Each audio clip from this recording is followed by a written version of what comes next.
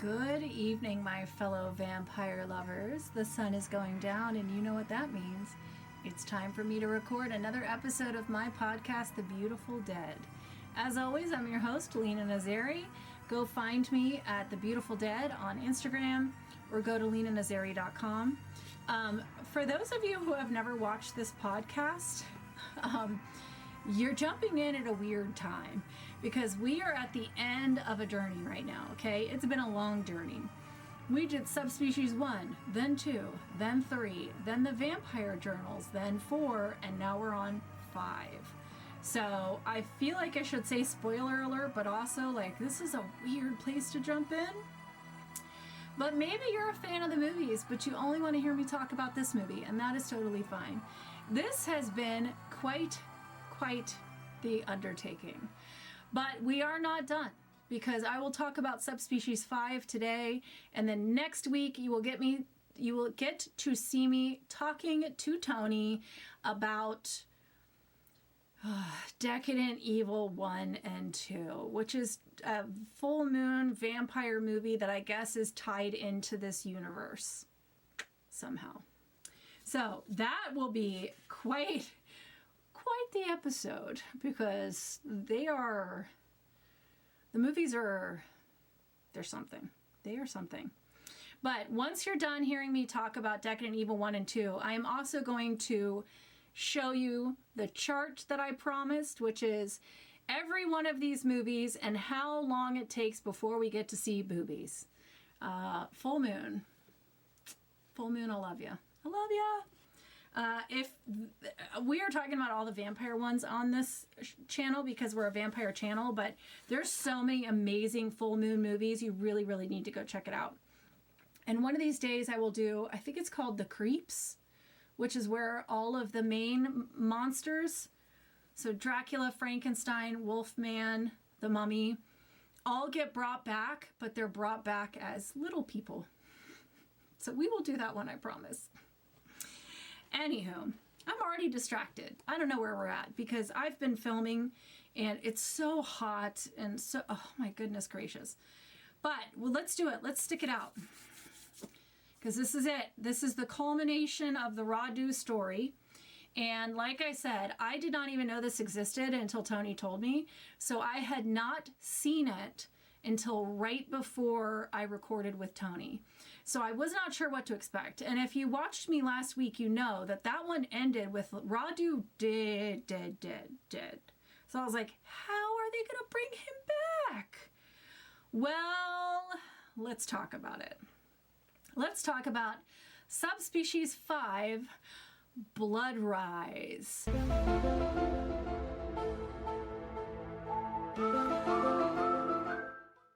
So right out of the gate, we see the film quality is so much better. But of course, because it's like 30 years later. But there was no like, all the other movies open with shots from throughout the different movies and like a wrap up. We didn't get any of that. So already I was like, what's going on?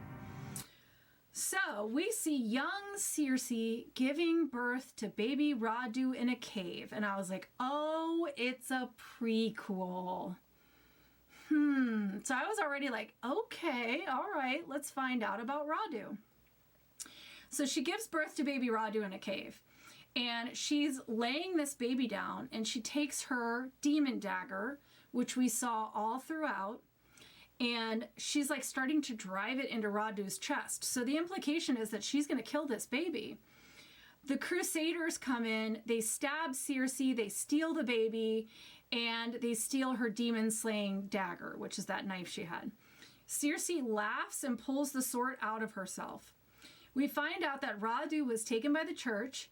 They clipped his ears, they massaged his face with oils until he could pass for human. And then he was trained by the Knights of the Dragon. There's our Vlad Tepes tie-in. As warriors for the Crusades, destroying demons and pagans for the church, forgetting all about his birthright until one mission leads him back to Vladisla's castle. Then we see a vampire who I assume is supposed to be King Vladisla's, who looks Very, very, very different than the guy that we saw at the beginning of the first one, and I guess we're just supposed to forget about that.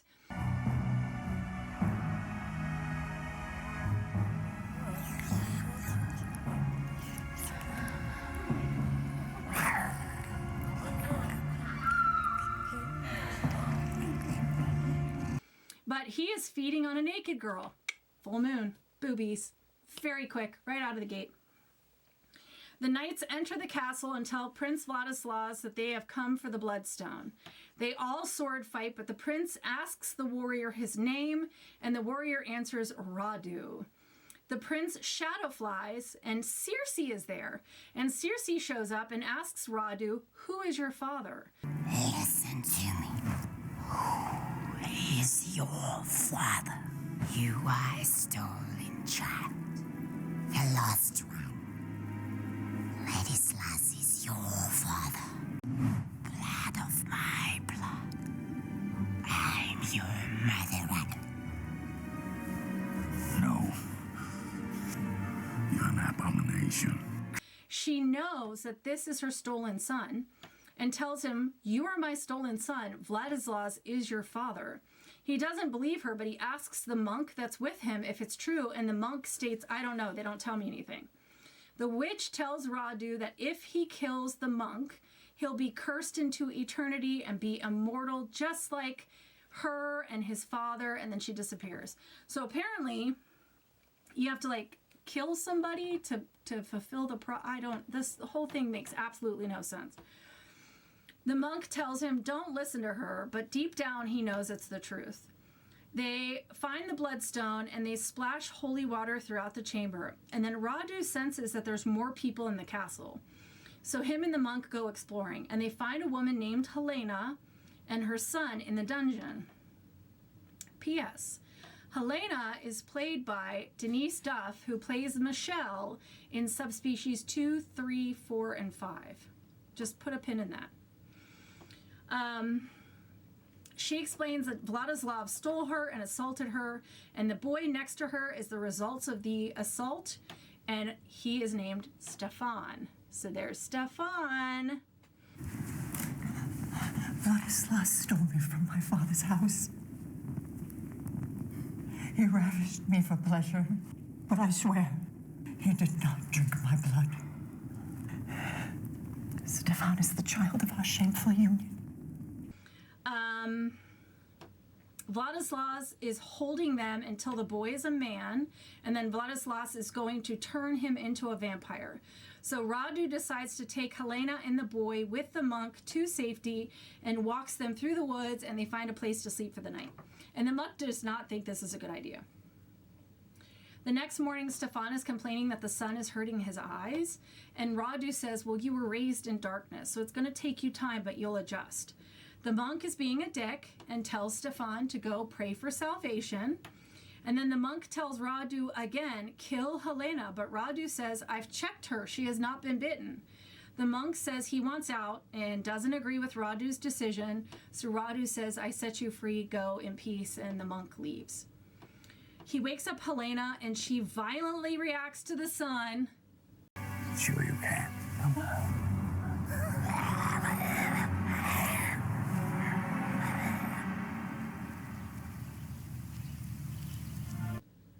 I hate the acting choice that she makes, her reactions to the sun. I hate it.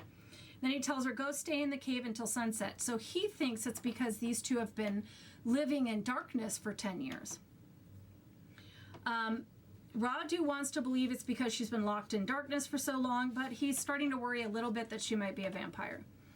The next night, as Stefan sleeps, Helena tells Radu that she knows he's afraid, but she insists she is human. To prove herself, she starts to undo the top of her gown and then kisses him, and things start to get hot and heavy, and he pushes up her skirt, and we see the vampire's mark on her thigh. So he pulls a sword and puts it to her chest. But Stefan pulls his sword and threatens Radu. And Radu says, put it away, I won't hurt your mother. And then he gives her a drink from the bloodstone, and now he knows for sure that she is turned. While she sleeps during the day, Radu and Stefan bond, and Radu has already bought into the fact that he is the son of Vladislav and Stefan is his half-brother. Stefan asks Radu to slay his mother when the time comes. That night, as she's drinking from the bloodstone, she encourages Radu to do it, which he does, and he clearly likes it. She tells him that he can't ever leave her ever, and then she bites her wrist, and shoves it into his mouth. You must never leave me, Radu. You are my guardian, my love, my savior, unto eternity.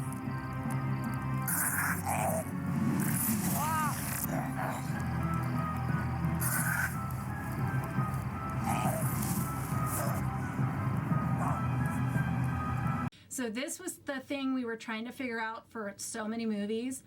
It does take a classic embrace to change someone into a vampire in this universe. Prince Vladislav shows up behind her and grabs her by the hair, and he says, "You took my woman, you took my son, and my bloodstone. I'm taking it all back, and I'm leaving you out here with no master to guide you, so you are not going to make it very long." Then he shadow flies with Helena, Stefan, the bloodstone, and the demon-slaying dagger. Radu comes across the monk, who we find out is named Marius, and asks for help, admitting to what happened to him. He asks Marius to please kill him, and the monk stakes him, but Circe shows up behind Marius and stabs him instead. Marius dies, and Circe tells Radu, "You're immortal, you can't die." Then she shadow flies with him. A voiceover tells us that Radu is taught the black arts by his mother over the next century. So began my century-long apprenticeship in the black arts.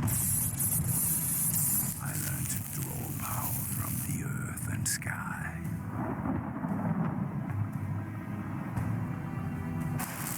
Incantation to summon demons.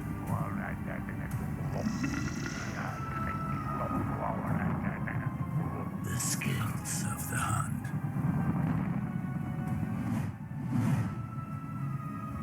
He can summon demons, and so we just see shadow playing like on the cave walls, and they're like doing incantations.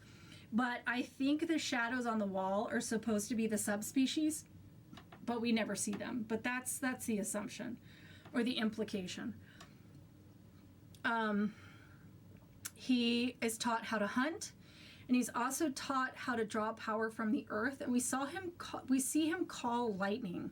And one of the things that frustrates me is when you introduce an idea, but then you don't use it. So, like the subspecies, we see him in the very first movie break off his fingers and create subspecies, and then he never uses it again. And then in the fifth one, we see that he can call lightning. So why did you not call lightning this whole time? That makes no sense. Anywho.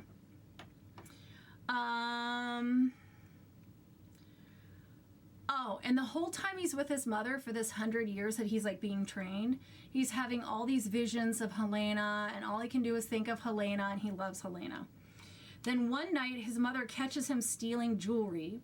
So he stabs her and runs, and she forbids him from ever returning. So when we meet her in the second film and she's like, "You are forbidden," that's what this was all about. So it doesn't make any sense. A voiceover tells us that he's lonely, he's looking for comfort, and he comes across Ash and Ariel playing music in a tavern and creepily listens to their music from the outside. Ash and Ariel are siblings. They don't make much money from their performances, so they have to sleep in somebody's, like, barn. Radu approaches the door in the night and asks Ariel to be invited in, but she closes the door and wakes her brother, telling him a demon is outside. Ash doesn't believe it and opens the door, and Radu is outside, and he tells them, "I'll ensure that your music lives forever if you accept me as master." And what is it you're offering? Eternal life, undying devotion in return for your companionship and the solace of your music. So this whole Radu, right out of the gate, being like, I'm your master, accept me as your master, that was just him this whole time. He's always been like that. Ariel says no way, but her brother is into it, and he accepts. Radu bites him and then bites his sister, and then as they're laying there dying, he's like, what do you want, life or death? And they say life. So he turns them.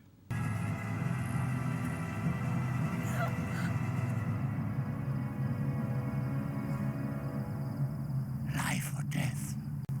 Life. Life.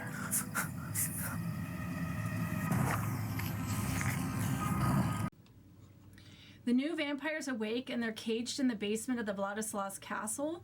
Ariel is really pushing back on everything Radu says, so he leaves the two of them to feel their hunger alone. Then he returns with a woman and tells them to feed. Ariel says never, so Radu feeds in front of them, and Ash caves and feeds, and so then finally Ariel does too. Years go by and he has his fledglings, but he still wishes to be with Helena.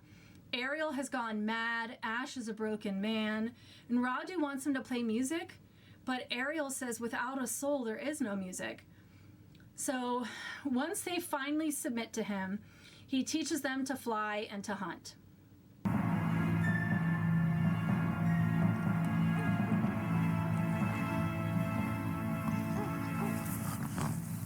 And while I indulged them, While out hunting one night, a cloaked woman shows up in Radu's lair. She has a crossbow and she's able to pass through bars. So I was like, oh, is she a vampire? The vampires arrive and Radu recognizes that she is from the Order of the Dragon. She says, I am Diana. I am sent to slay you. I am a descendant of Calypso. So she's supposed to be like part god, like part Greek god.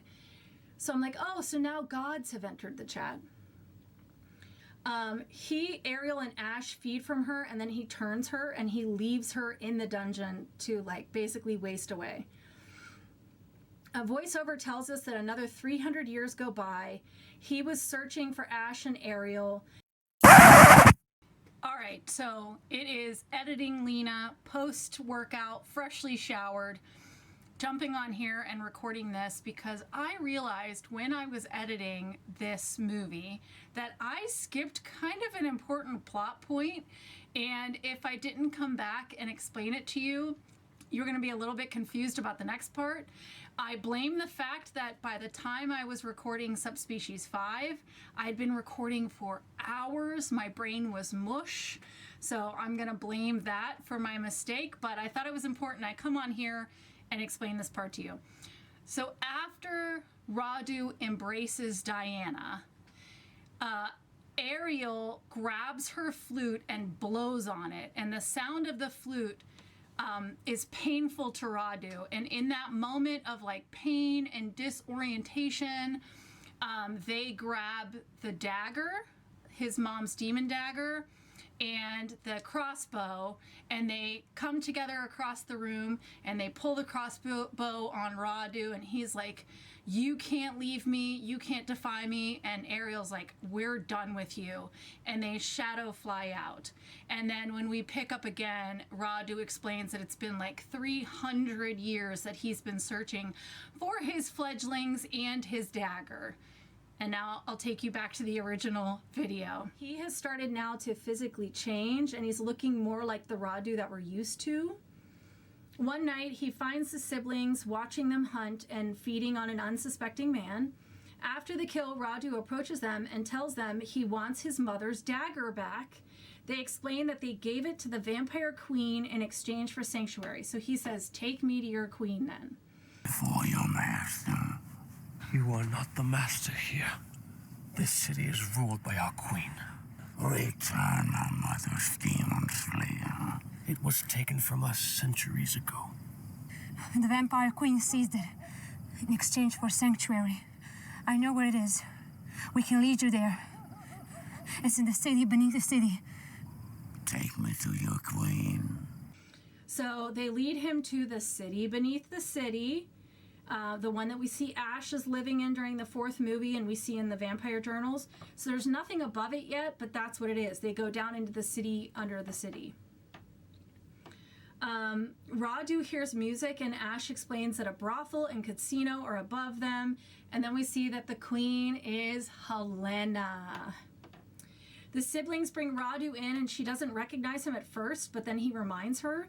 He asks for his fledglings to be set free and his mother's dagger to be returned. She tells the siblings to leave her and Radu alone to talk. She explains that Stefan grew into manhood and then was turned, and he's now in America studying the sciences. So that's how we now know that's, then we see Stefan in Subspecies 1. She says Vladislaus begged to be ended, and she did, saying he is entombed in the catacombs beneath the city that's beneath the city, with the blade of Lades in his chest. So now we get the sword of Lades that we saw in Vampire Journals and Subspecies 4. She offers to share the bloodstone if he is devoted to her, which he agrees to be, so she gives him a drink. While he's high off bloodstone blood, he says he wants to be her consort, but she says she likes Ash because he's pretty and Radu is monstrous. Radu agrees to let her keep the siblings, and Ariel is so pissed that Helena, she's like pissed that they're treating them like, just trinkets to be passed around. And she's running her mouth, so Helena tells Radu to break her or she will be banished. But we have lived apart from him for centuries. We are not his property to trade. Silence her, Radu. And so Radu takes her away, and then Helena takes Ash to give him a gift. Meanwhile, Radu is headed down into the lower forbidden levels, and Ariel is begging him to get her away from Helena, and he tells her, be patient. He finds his father, he pulls out the blade of Lades, so Vladislaus awakens, and Radu says, I'm here to fulfill my destiny, and then just stabs him over and over and over and over again. Come to fulfill my destiny.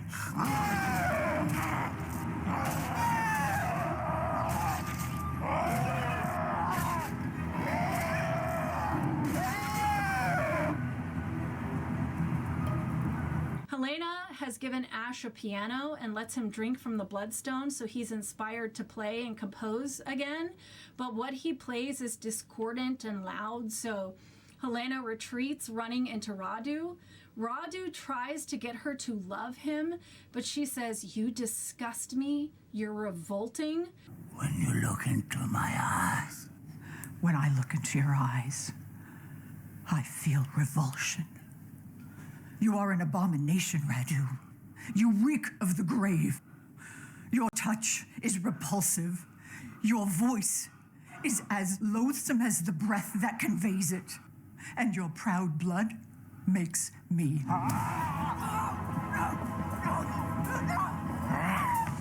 So he twists her head around like multiple times. And as her head's all twisted around, she says, I'll be reborn and haunt you until the end of time. And then we see flashes of Michelle from 2, 3, 4. So I guess we're supposed to put it all together that Helena's spirit was reborn in Michelle. And the reason he's obsessed with Michelle is because of Helena. And the reason that he went through everything he did with Michelle is because Helena basically cursed him. Ash takes the bloodstone and runs. Ariel walks Radu out, asking him if he's dying. Oh, because as her head's like all twisted around and she's cursing Radu, Helena stabs Radu. So he's being walked out by Ariel. And she's like, are you dying? And he said, I can't. I'm cursed to live forever.